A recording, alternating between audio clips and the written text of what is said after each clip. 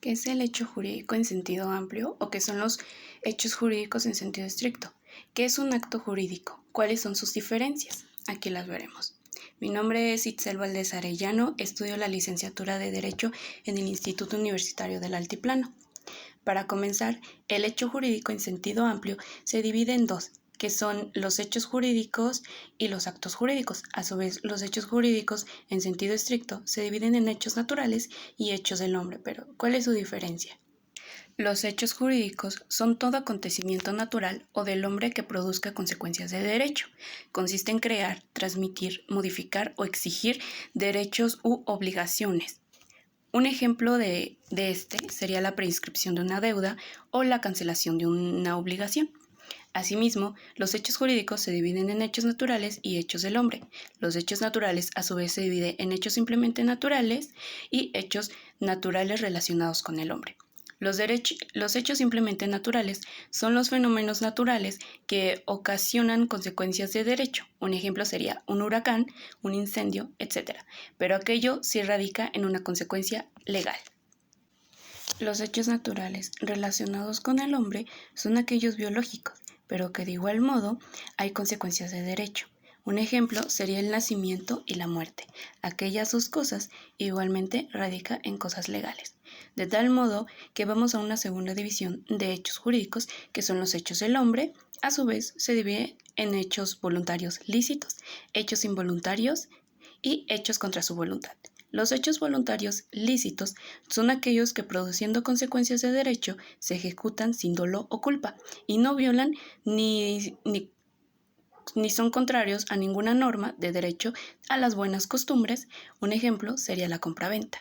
Los hechos involuntarios son cuando el sujeto produce consecuencias jurídicas sin tener intención de ellos.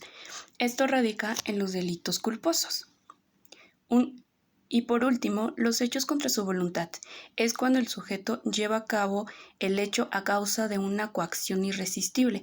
Un ejemplo sería la pensión alimenticia, que es cuando la ley lo tiene que obligar a pagar la pensión. Por lo tanto, llegamos a los actos jurídicos. Pero, ¿qué son?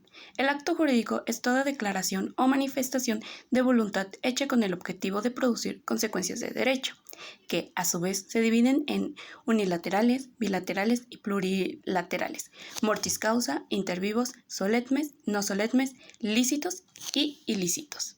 Los actos jurídicos unilaterales son aquellos que lo hace una sola persona. Un ejemplo sería la donación por obligación o la herencia.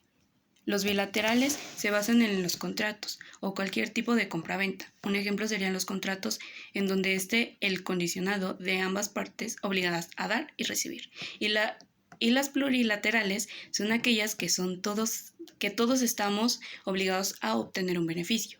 El mortis causa son actos que se producen cuando muere el actor. Sirve sus efectos cuando mueren. Un ejemplo sería el testamento o la herencia. Los intervivos son actos jurídicos celebrados mientras la persona está viva. Un ejemplo serían los contratos verbales. Los solemnes son aquellos que requieren de una forma específica que marca la ley. En este caso solamente está el matrimonio. Los no solemnes son los cuales no requieren de una forma establecida. Un ejemplo sería todos los contratos de voluntad. Los lícitos son los que al efectuarse no lesionan ninguna norma jurídica. Y por último tenemos los ilícitos, son los que al efectuarse hay lesiones en normas jurídicas.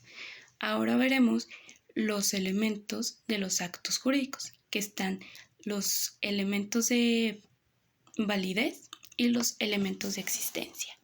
Los actos jurídicos tienen dos elementos, como dicho anteriormente, los elementos existentes y los elementos de validez. Pero, ¿cuáles son y cuál es su diferencia? Los elementos existentes se dividen en consentimiento, objeto y solemnidad. El consentimiento se refiere al contrato que se hace por ambas partes de haber tenido voluntad. Asimismo, un ejemplo sería cuando al firmar un contrato será oral o tener acuerdos se estrecha la mano o dar a entender que se hizo un contrato, dado que se divide en tácito y expreso, que se encuentra en el Código Civil del Estado de México en el artículo 7.43. El objeto es dar, hacer y no hacer.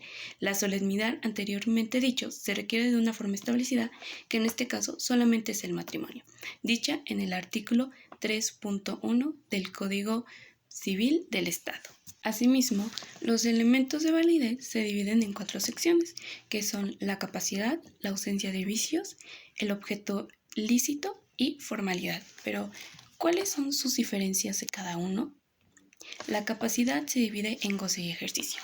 El goce se da desde una vialidad de haber nacido durante las 24 horas o haberse presentado en el registro civil. Se da en el momento en que naces tu capacidad de goce. Y la capacidad de ejercicio empieza a partir de los 18 años cumplidos en adelante. O en algún caso, si alguna persona tiene alguna discapacidad, se le asigna un tutor por la ley. La ausencia de vicios son aquellos cuando ya no hay consentimiento como tal. En este caso serían las lesiones, el error, la violencia, el dolo o mala fe. El objeto lícito debe estar 100% contemplado por la ley. Y por último, la formalidad son aquellos contratos específicos o bien inmuebles. Esto sería todo, espero les haya gustado y sería todo por parte de los hechos jurídicos, el hecho jurídico en sentido amplio, en sentido estricto y los actos jurídicos, asimismo de sus elementos. Muchas gracias por haber escuchado y por haber visto. Bonito día.